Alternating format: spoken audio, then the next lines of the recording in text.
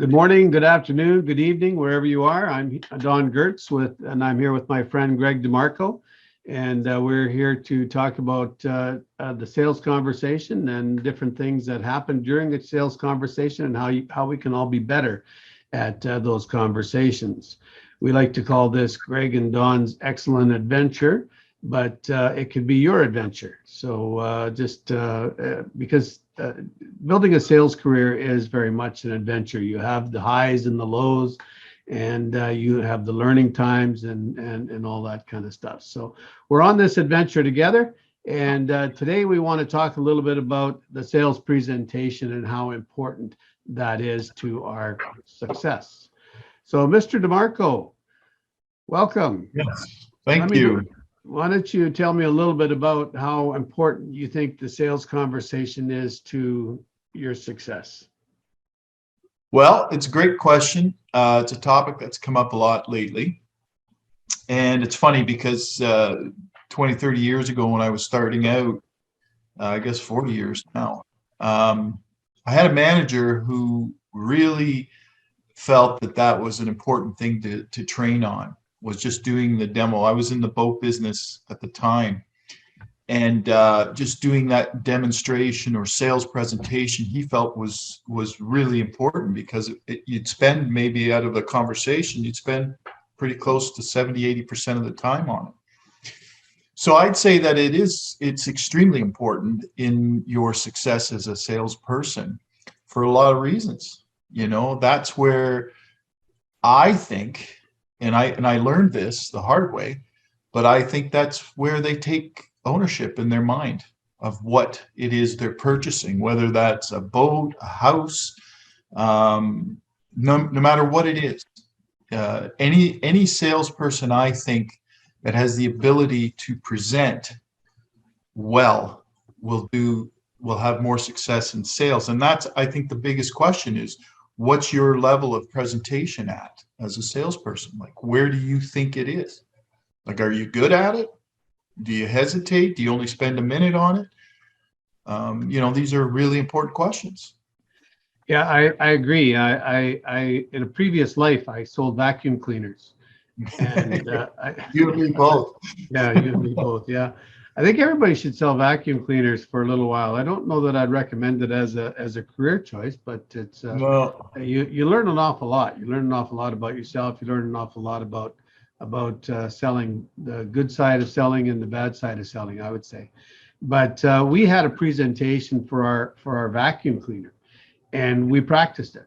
And I tell you, the first times that you went through your presentation, if you didn't understand how that vacuum cleaner got put together, you made it look like it was a really, really hard thing to do, because Yeah. you just didn't know what you're doing. But if you practiced it, you just made it look like, well, just, this clips onto here, this clips onto here, blah, blah, blah, and you're done.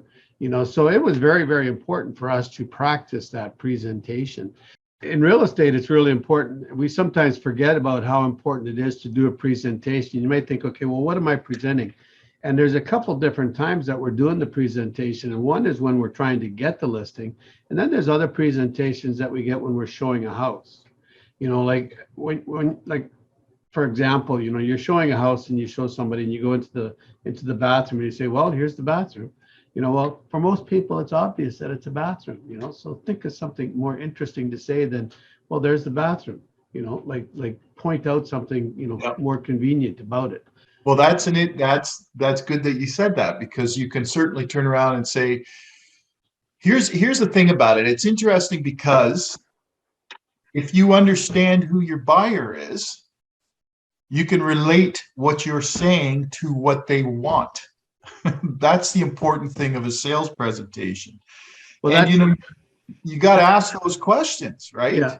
So that's the sales presentation. That's the beginning of the sales presentation, is when you're actually in the stage of discovery. Would you say that there's different stages of the presentation? So you have a discovery stage, you have a showing stage, you have you have these different stages of the presentation that you need to be aware of as you go through them. But yeah, and the nice thing about that is this: in the discovery stage, the way I kind of liken it to, I don't know, building a puzzle, I guess. And, you have most of the pieces, but not all of the pieces together. So you've gained enough knowledge to be able to start your presentation. But, one of the questions is, is understanding, why are we having this conversation now? Like, why are they here now? Is there, like, if you're talking about real estate, did they just sell their house, their other house? Did they, is this a second home? Like, why is this happening now? That's kind of important, because the way you would present or do your presentation might vary depending on that answer. You get into, when you do that, you get into what their motivation is. And I think when the sales process gets off track, and they can get off track, I think one of the ways that you get it back on track is by going back to what their motivation is. Like in real estate, for example, why do they want to buy a new home? Why do they need to buy a new home? Why do they need to sell their home? So those are the primary motivations. And when we get back to those motivations, we can do that. But if we're not ready in our presentation, it's hard to go back and forth. You know what I mean?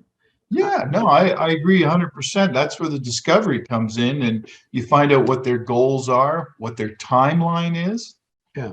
When are they purchasing? Do they need to purchase now, and why now? What's going on in their life?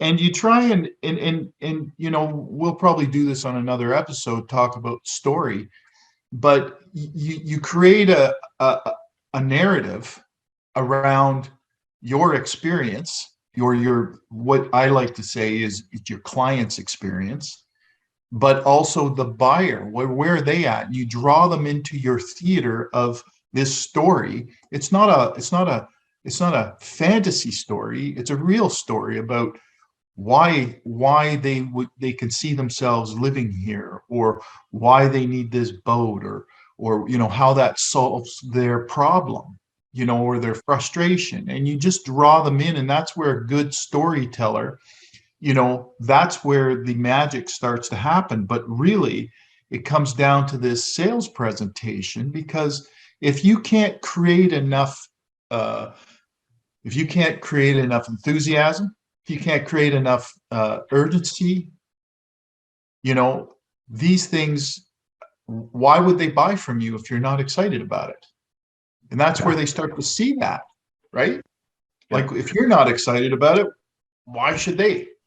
I know I mentioned the market evaluation, is where we determine, or we go in and we show, talk to a person about what they value their house, their property at. And lots of times people have a different idea about what their place is worth than what it might really be worth, because beauty is always in the eye of the beholder, right? I mean, there's this little bit of a cartoon that says this is the value, that your bank sees. This is the value the appraiser sees. This is the value, the buyer sees. This is the value the seller sees. So there's different values that people see. So it depends on their perspective. And typically a seller is going to think that, well, the house down the street sold for X number of dollars. So, and mine's way nicer than theirs because I have this breeze that comes through my house, or whatever. The magical breeze. And they don't get that, so my house is worth more money. But I think we can get lost in that part of the presentation. That should become part of your presentation. But in real estate, what's important is for them to know that you have a plan. When you're doing your presentation, it's important for them to know that you have a plan on how they're going to become successful.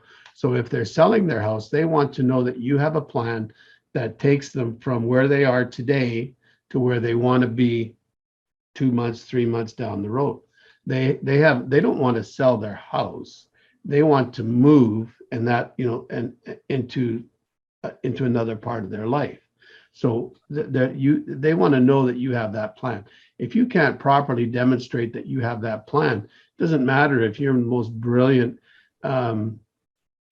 evaluator of property in the world, they're not gonna know that you have a plan, so they're not gonna trust you. Yeah, And that's it's a perfect way to say it, is they want to plan, they want to know that you have a plan for them to get successful. That's a really important point right there, Don, because that's what it is.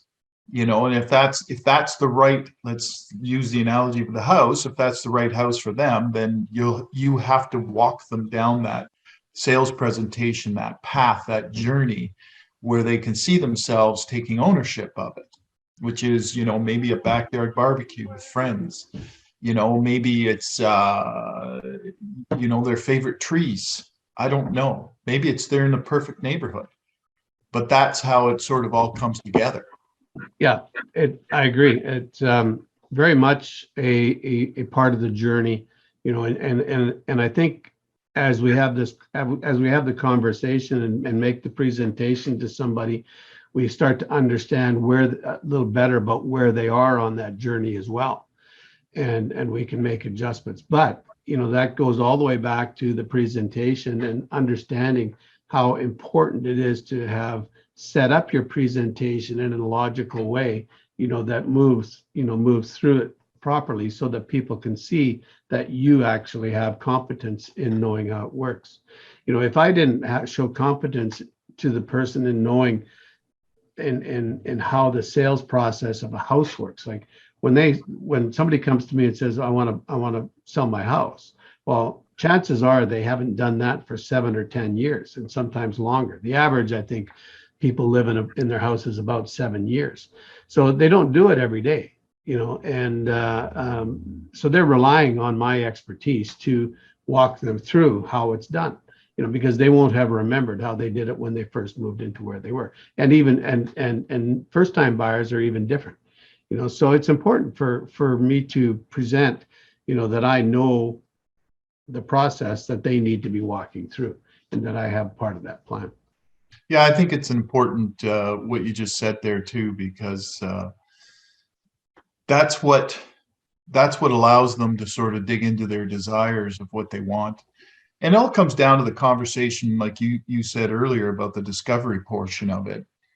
And we have to become students, like very good students of observation, and sort of for the beginning of this, in order for this to happen properly. We may be good at presentation, but if we don't understand what, like you said, their motivations, their goals, their timelines of purchase, we don't understand all that, it doesn't matter how good of a presenter we are, we're going to be presenting the wrong thing because we don't understand where they're at. And we have to become, we have to become very good at observing and listening to what they're saying. Do you think that before discovery, you need to have another step before that? That would be building rapport. Should that become part of your presentation, or would we just say that building rapport is important just to get to the presentation? Well, I'm fond of doing whatever research I can at the beginning, right? Before that even happens. We may have had a quick conversation about whatever, but who's the prospect, what industry are they in, or what is it they're looking for? You have to find out and get as much info as you can. But yeah, I think you've got to build that rapport, and you've got to build that connection. It helps no matter what, but I think you're continuing to build that rapport and connection as you go through the sales presentation. It just is going to be better for you in your success if you're constantly thinking about how you're going to serve them, right? Yeah, I guess when I ask that question, I guess I look at it and I'm thinking, well, of course, as we go through the conversation, we're going to be discovering more things about them. It's better than if you say, okay, well, because if we broke it down and said, okay, here's the part where you have to build rapport, then you have to go into discovery, then you have to, do your the actual physical presentation of something, and then here you have a conclusion, and then here you have the agreement, to go through it. So you have all those different parts, but they're not distinct in any one of themselves. They should flow one to another, because that flow then and understanding what you're presenting, whether you're presenting a car, whether you're presenting a yacht, a house, a service, whatever you're presenting, that you need to know your presentation well enough that it can flow and feel very natural. Yeah, like listen, when it comes down to it, I built out this course for people in my business that the very first module is about, okay, people are, do you like people? You got to start, okay, let's Do you start. like people? Do you like people? People are people, but like, hey, do you like them? Because we're all in the people business, and then it goes from there into mindset and awareness and clarity, and then there's certain sequences that it follows because it goes logical. And the reason why I do it that way is because I want people to understand that this is a fluid motion. Let's start at the beginning and move across this discovery that we need to do. So yeah, I agree with you. I think that's exactly the way things should go. Well, it's an interesting conversation about the presentation and how we can develop our skills. And I think to summarize, we would say that there's different stages of the presentation. It's important for you to be aware of what those particular stages of your presentation are for whatever product it is that you're selling. They will vary somewhat. And I want to thank my friend Greg DeMarco for being with us today and having this sales conversation. And look forward to our next one, where we'll probably be talking about storytelling and how that works into the sales conversation. So again, I'm Don Gertz, and this is my friend Greg DeMarco, and we've been having sales conversations, and this is Greg and Don's excellent adventure. So have a great day, and we'll take care. Okay, bye.